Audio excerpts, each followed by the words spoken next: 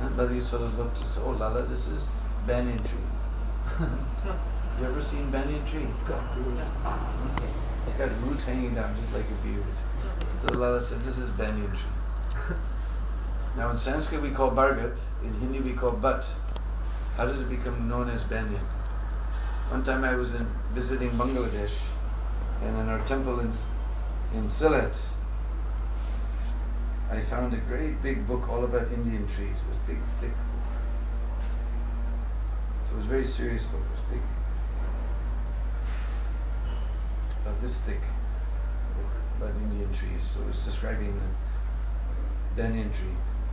Because these banyan trees, especially all over tropical areas, they grow even on the edge of the sea. So the seeds get scattered all around. They go all over the place.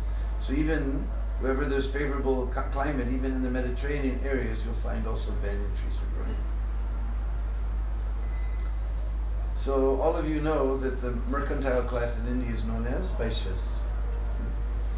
But in India we call them Baniyas. Is it? Chandu? We call them Baniyas. So all the Baniyas, they would travel. Not all of them, but those that like to do trading, they would go traveling with their wares here and there. And they would see these bargat trees, butt trees, that they remember from their India. So they would sleep under those trees. So those trees gradually became known as the Baniya trees and finally became banyan. That's what this, it was a big thick book, it was serious. I don't think they were joking, it was a serious book. That's how it got the name, the Baniya tree. Became banyan tree. Then Lala, he saw another tree. He said, oh Maya, what is this tree which leaf has got a tail? What is this tree which leaf has got a tail? Are Maya, ye kain ki ped है जिसकी पत्ते की पूंछ है? ये kain ki ped है जिसकी पत्ते की पूंछ है Maya? The mother sort of looks at, oh Lala, this is people tree. Maybe you've seen in front of Prabhupada's Samadhi, huge people tree is there. And all his leaves are shaped just like a heart. And they come down with a little punch, little tail. And they're very broad in this little tail, so as soon as a little bit of breeze, they move and they make funny noise. Always moving like this. Somebody says, oh Lala, this is people tree. This is, in Bhagavad Gita mentions Asvata, this Asvata tree. People tree. And people trees are very special because ordinary trees, they give oxygen in the daytime and they give carbon dioxide in the nighttime. Is it? I'm trying to remember biology. Yes. But banyan trees, 24/7, they give up oxygen. They're very special for the environment. Even I was just now in Los Angeles. They have a people tree just around the corner where some of the devotees live. They have this. He's growing quite big. I remember seeing him several years ago. Now he's grown quite big. They have a people tree right here. So the people trees, they give off oxygen 24 hours a day, morning and night, even a day and night, giving up to the very special for the environment. Somebody says, Lala, this is people tree. Then they went a little further. Is oh Maya, what is this tree with the little yellow fruit? Now if you come to Vrindavan in January and February, you'll see all around the Prikhma mark, all the little Brishvasi ladies sitting with their little wicker baskets filled with these little tiny yellow fruits, about this big, little oblong shaped little yellow fruits. In Hindi we call bher. In Sanskrit it is known as badri. Because all around the Prikhma mark you'll see all these trees with the little yellow fruits on them, you'll see all the ladies. So these are called badri. In fact, that place in the Himalayas where Badrinath is, that is because Narayan was sitting there performing penance and austerities with no shelter. So Goddess Lakshmi, she appeared there as a Badri tree to give him shade. So he became known as Badrinath, the Lord of, because he's the Lord of Lakshmi. So he's the Lord of Badrinath. An old ancient Badri tree is there. But they also grow different type. It's more suited to Vrindavan. They grow all around the Prikhma. You'll see them. And if you go in January, February like that. So he said, Lala, this is Badri tree. Then Lala, he heard some sound. Oh Maya, what's that sound? What's that sound again? And Mother Yasoda, she listened, she said, oh Lala, that is peacock. And peacock is calling, Kika, Kika. K Radha, Ka Krishna. Peacock is calling Radha Krishna, Radha Krishna.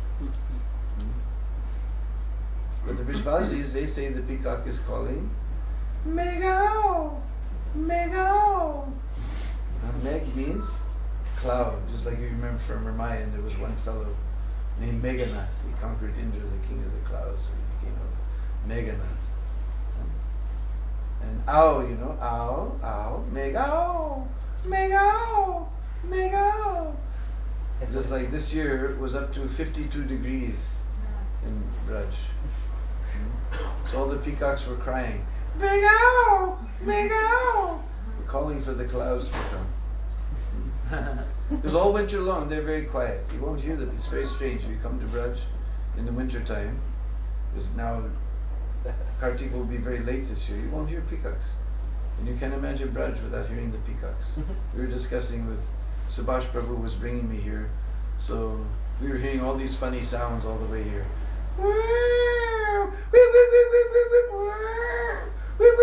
And I said, well, in Vrindavan we also hear funny sounds, but they go like this. And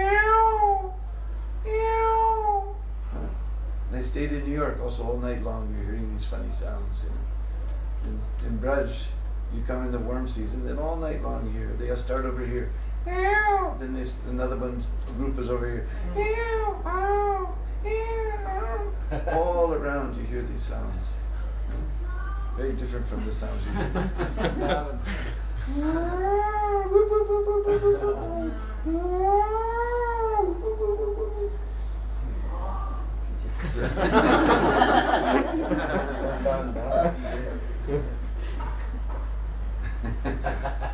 That one's become hoarse, all right.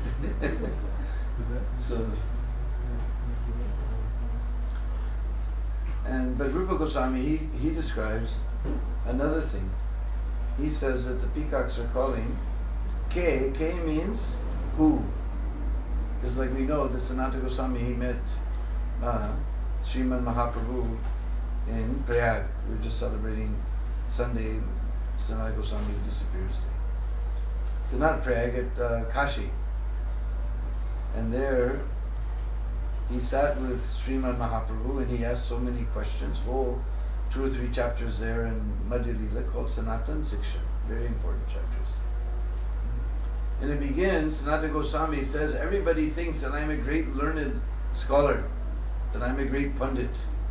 But I don't know, Kayami, who am I? And why this tritap, these threefold miseries are bothering me. So Kayami, who am I? I don't know who I am. So K means who. What is the question?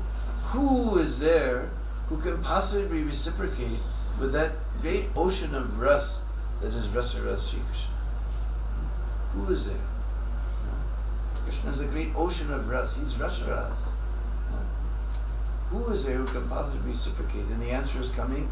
Ka. It is she, Sri Radha, with her ocean of Mahabhav. She can reciprocate with that Sri Krishna. And we know that when the Rasaraj and the Mahabhav join together, that is Sri Chaitanya Mahaprabhu.